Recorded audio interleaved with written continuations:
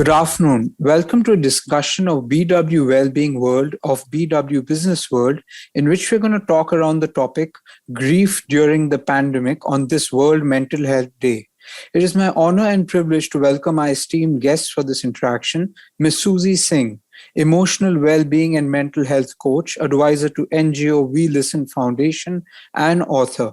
We have Dr. Mamta Shah, consultant clinical psychologist, psychoanalytic psychotherapist. I would like to welcome both of you with our gratitude for taking out time for this interaction. Thank you, Kavi. Privileged to be here. So firstly, I would like to ask both of you a similar question. So I'll start with Ms. Singh. Ms. Singh, how have the last 1 year, 10 months been for you personally and professionally? I think there is a common ground to the two because personally, I have encountered many forms of grief myself. I lost my father during this period. I have seen so many of my friends pass away. My mentees pass away at young ages. And I've had the opportunity and the honor to work with many people who've had very, very tragic losses. So I think I have been marinated in the process of personal grieving and holding the space for grievers to process their grief in. So I could say the last 1.5 years has been a journey through grief itself. Dr. Shah, ma'am, how have you been during the pandemic, the last 1 year, 10 months?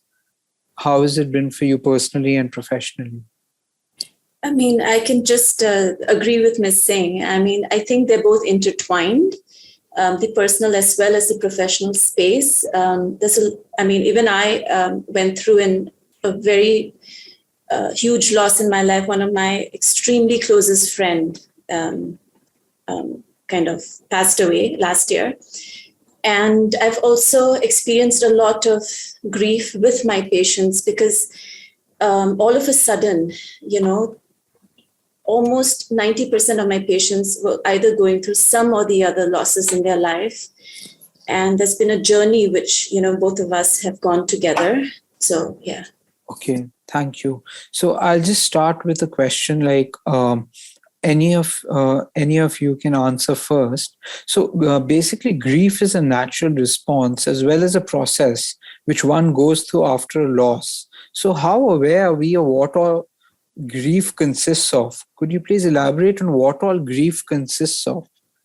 Ms. Singh, would you like to start? I think, Kavi, grief is a very, very misunderstood concept. And unfortunately, as humans, we've taken a very reductionist approach to grief. We jump to conclude that grief is about the experience we have when someone dies. And I think that's a very limited perspective of grief. It is definitely one of the core experiences we have because anyone who is born is going to die. We're all going to lose our parents at some point in time in our lives. But I think grief needs to be viewed through a more holistic filter. In my view, grief is a natural instinctive response to an insatiable craving. It's the feeling that arises in us when we know that there is a desire that is impossible to fulfill. It could stem from two sources. It could stem from having something that we want or love dearly and then losing it. But it could also stem from wanting something really badly in our life and not having it, or knowing that I can never have it, that it's not possible. So grief is not something that we will encounter when someone dies alone. And let's take something as small as, when a child is 4 years old and you take your little baby first day at play school and the child experiences a separation from the mother and cries, and the principal of the play school will or the teacher will turn around and tell the parent, don't worry, it's okay, you go back. We are here to look after your child. In that moment, both the child and the mother are experiencing grief. Let's think of occasions when you grow up and you're struggling to find an identity as a teenager, and your parents don't seem to understand you, and you feel branded by them, misunderstood by them, not acknowledged by them, and you're wondering if you're even good enough to belong to that family. You're having self-doubts, and then you're plunged into, we give it the name of depression, but what is depression? It's grief. It's a grief about not living up to your parents' expectations, not being the person they wanted you to be. Go a little further. You have heartbreak, a romantic alliance, and someone dumps you. And that can be grief of another enormity, because it's almost like your whole being has been rejected, or the person who left you and went away or dumped you didn't think you worthy enough. There's grief when you're body shamed and you hate your own body. There is grief when you have struggled your whole life and your children don't respect you. Just 2 days ago, I was dealing with someone, and this man's terrible woe was, I work day and night to educate my children, and they don't even want to see me. They don't even want to acknowledge me and say, hi, Dad, how's your day been? He's grieving. So grief has so many faces, and it enters our life through so many different doorways, that I think if there's one thing, as Gautam Buddha said, that will accompany you through life, he gave it the name of suffering. I think it wouldn't be wrong to call that grief. Dr. Shah? I would like to just extend a bit. I do agree with what Ms. Singh has said. I mean, grief doesn't only come in the form of tangible losses. There are also intangible losses, that grief can accompany. So what we feel is that grief is a reaction to loss, but it goes beyond that. It's also a process of coping with loss. So basically, grief relates to the thoughts and emotions that accompany losses, right? It can be overwhelming, and the person can go through a variety of, different difficult emotions, from shock to anger to disbelief to guilt to even profound depression. So when people actually talk about phases of distress or depression or sadness, are these all symptoms of grief, or is this something that is completely separate? Okay, I'll start. So there are stages of grief that one goes through, and there's a Kubler-Ross model.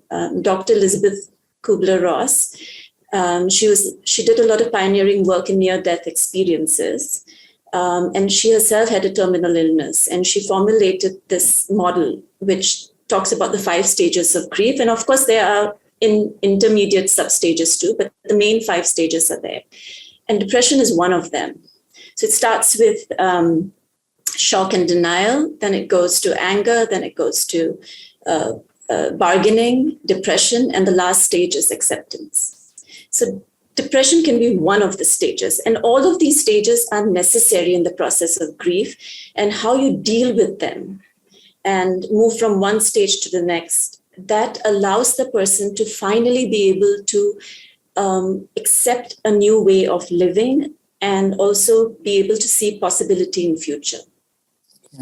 The interesting thing is, Mamta, that, we are all aware, and somehow it's become the hallmark associated with grief, the 5 stages in the Kubler-Ross model.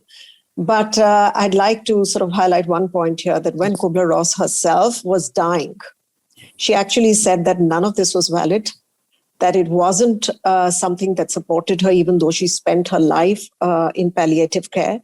And she worked so intimately with people who were dying. And she thought that this was the stages of grief, or the stages of, processing the grief. But her confession was that it did not work this way. Mm. And the other interesting facet is, when I work very intimately with grieving individuals, I find that there are no stages, there are no patterns. I prefer to address them as dark rooms or doorways. And I see it more as, a central hall surrounded by an island of rooms, dark rooms, and people intermittently enter into these dark rooms of frustration, of loss, of bargaining, what ifs, regrets, craving, wanting one more day with the lost person, and then coming back into the central foyer, which is a bit of relief and a breath of fresh air. So it could be that one day when they feel, I think I'm finally getting past this. And then the next day they'll find that they've entered another dark room of grief. So I don't see it as a linear stages in the processing of grief. I see them more as a central hallway, which is a transitioning passage, more like the rites of passage where you letting go of some past experience, you're moving or transitioning into a new experience, and the pendulum is swinging between these and the multitude of emotions that you're experiencing. So yes, it is, I think, one of the most highly complex experiences, particularly and more so because we are not trained to manage grief, to experience it, to be with it. That is what makes us so inept in the face of grief. Thank you, ma'am. Dr. Shah, what kind of a role does an individual's surroundings play, and how can an individual be supported during the healing time of grief?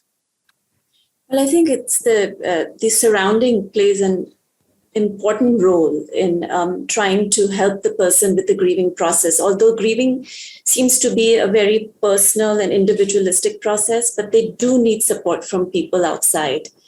I think what people can do is, the first thing maybe is to be a good listener. And that's what we don't get, right?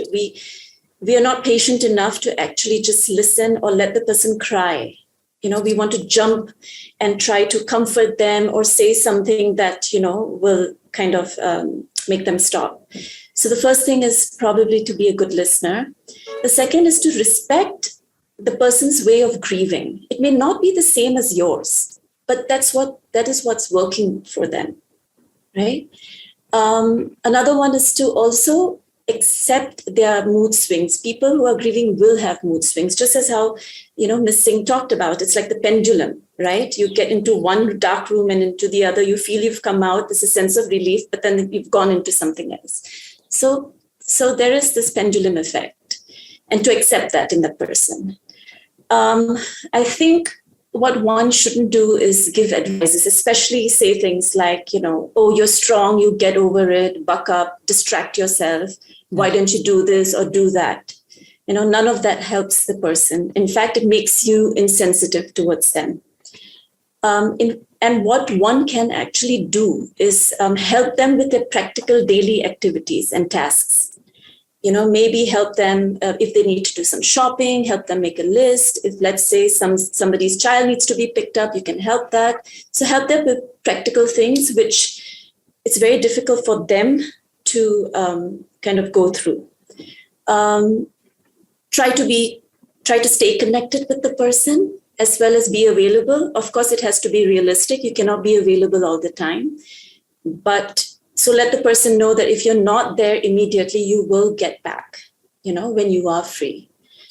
And I think the last but not the least is be empathic towards them, because things have changed and it's not going to be the same for them. Okay. And I think by being empathic, it will touch their heart. Okay. Thank you so much. That was very insightful.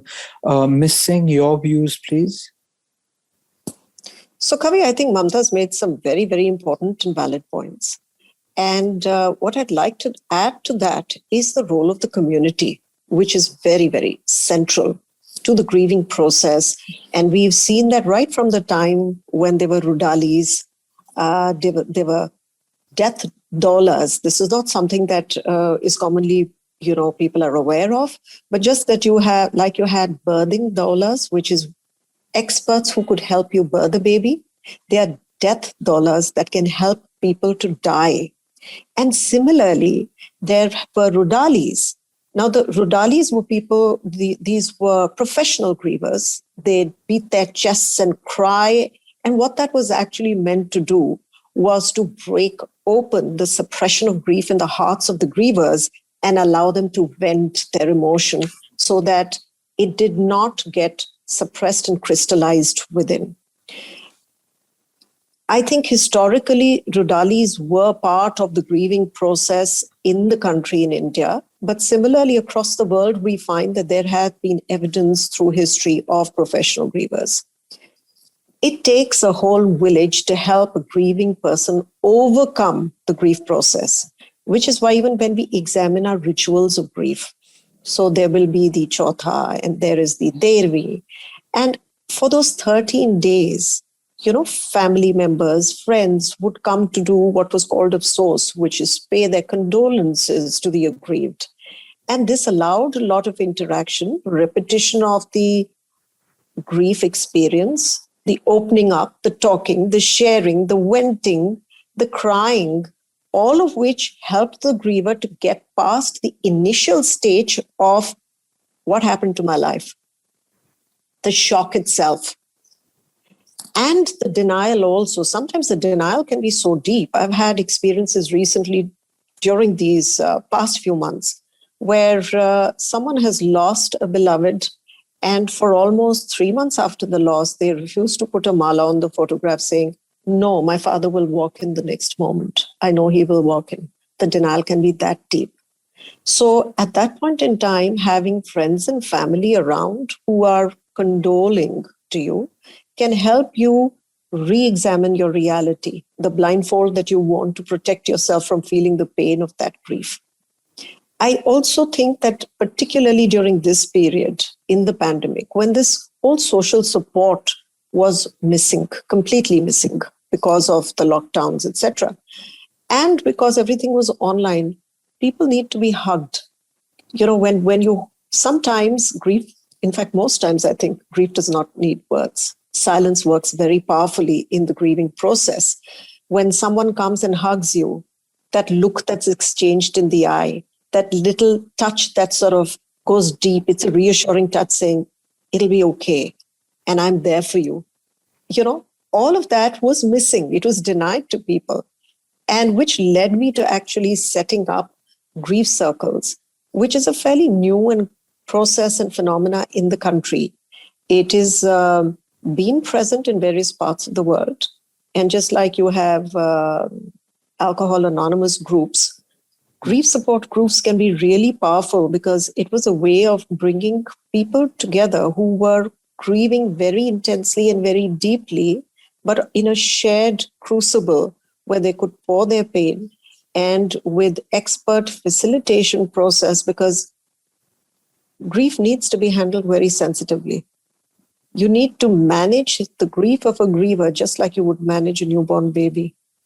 Because if you press the wrong buttons, if you say a wrong word, if your expression is wrong, if you're impatient with them, their grief can become worse than it is. So you may have all the right intentions.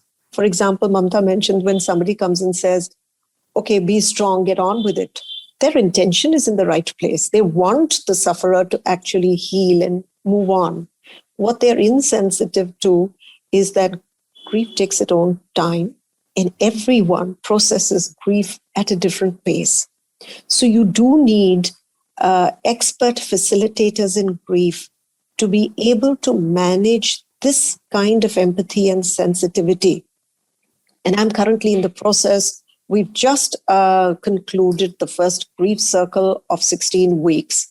And we've had volunteers from there who are now being trained to become expert facilitators to lead other grief circles. And hopefully this will expand going forward, because my vision is that no one should have to grieve alone, because we do know that grief needs a village. Grief needs the community. It's very central to the idea of oneness, to the idea of this is a suffering we will all encounter. It's also very similar to the idea of banking time. If I am willing to give my time to someone who's in grief today, then someone will bank time when I'm grieving another day. And together we will make a whole. Dr. Shah, it's a random question.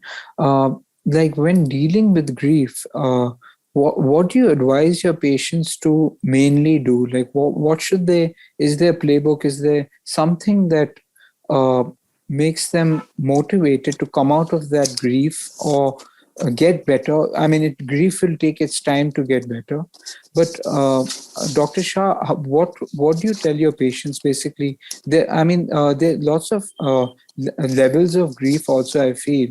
Like suppose somebody's lost a loved one or a job loss. So the grief might not be equal. It might be much more in the loss of a loved one. So how do we deal with it, and how do you deal with your patients with it? I think it's difficult to quantify grief in that sense that, somebody's relationship breakup is going to be a bit less than a death of a loved one, because everybody experiences the pain in their own way. So what the common factor is the pain that they're going through. So I think it's very difficult to quantify the pain from person to person. The main thing is, I think, to when people do come to me when they are grieving, I think the main thing is what I tell them, that it's okay to feel the way that you're feeling. It's okay to have your bad days, and the fact that it does take its time. Yes, we do know that. I think the red flags, what I tend to see is that when they're lingering in anything for a very long time, in any kind of phase, for example, let's say they're lingering with a lot of resentment and anger, and then they become this bitter and resentful person because they're not able to kind of work over the anger that they're having, and instead of looking at it by themselves, they tend to redirect all of the anger onto other people, and eventually develop certain patterns of functioning with people outside, right? So there are many different red flags. One is that. The other one is also overreactions.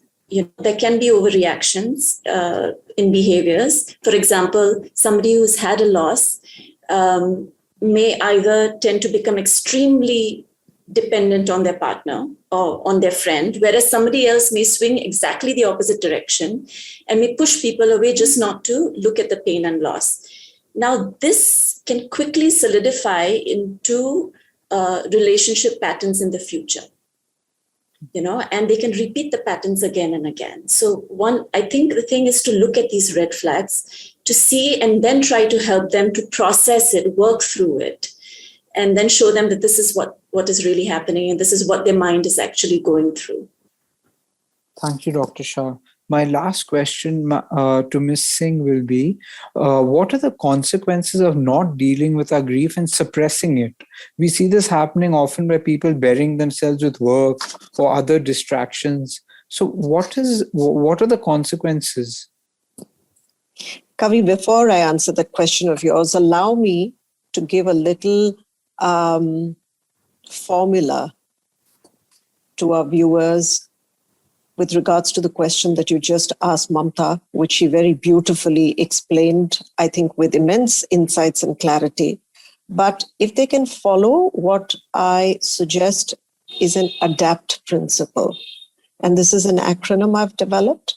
The A is, if you have lost someone and you're struggling with how should I go about reorienting my life, then the first step is move your attention away from asking why this happened to me and ask the question, what do I need to do now with my life?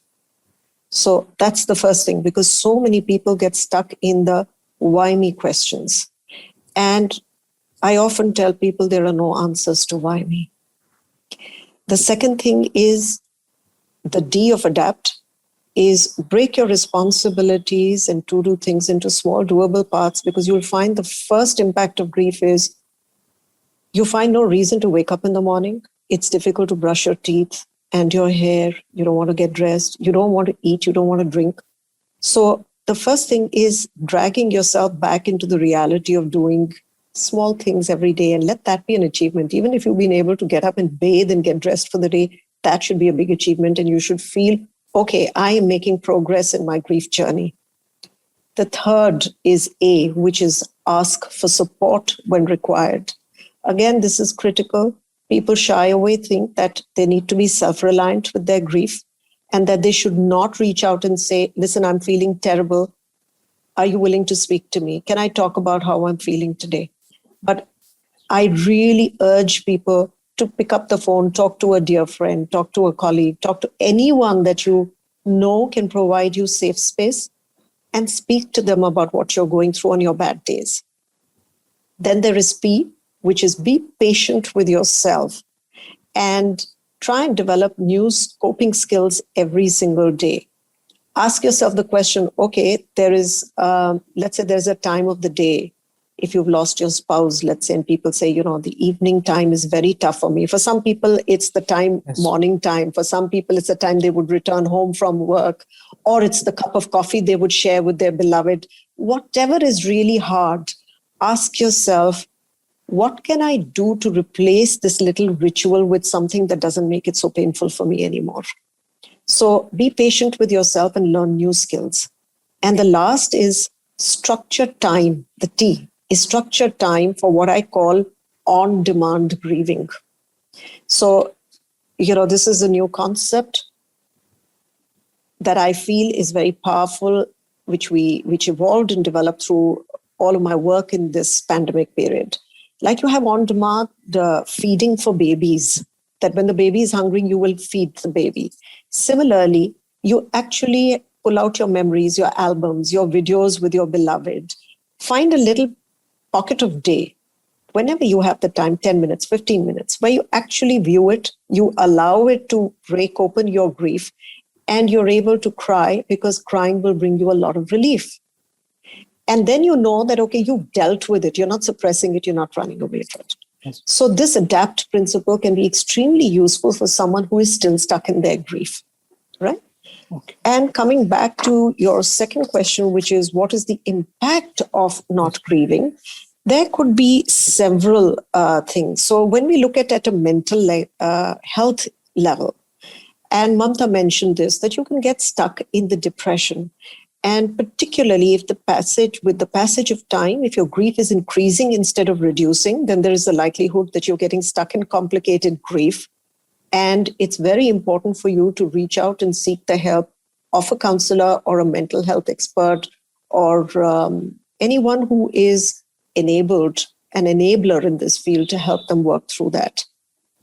Secondly, there could be emotional health issues, which again, Mamta spoke about, where your distorted grief leads to uncontrollable outbursts because you've suppressed it so much. It comes out in a distorted way, causes relational damage with the people in your ecosystem right there, and leads to more grief.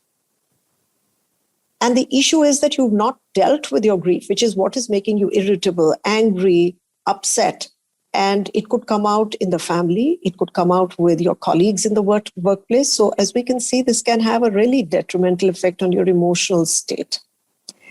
Then there could also be psychosomatic impact. I found that a lot of people who have suppressed their grief, they might come up with aches and pains in their bodies, which are not, there's no diagnosis to them.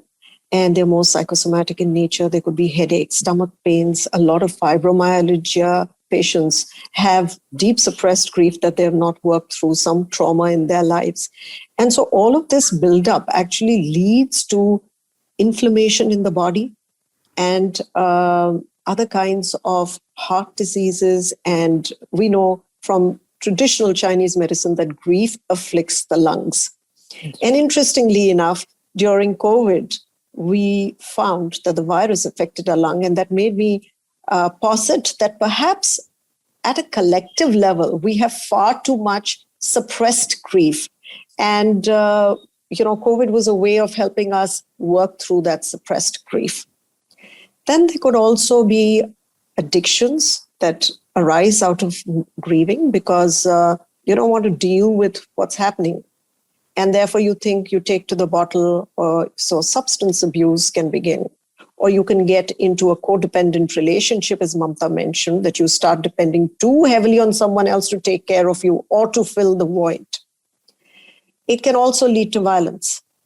In some cases, we've noticed that grieving people, particularly we find this is more prevalent in the male genders, that they can become angry and volatile with children, with elderly, with women, and with animals or pets in the house.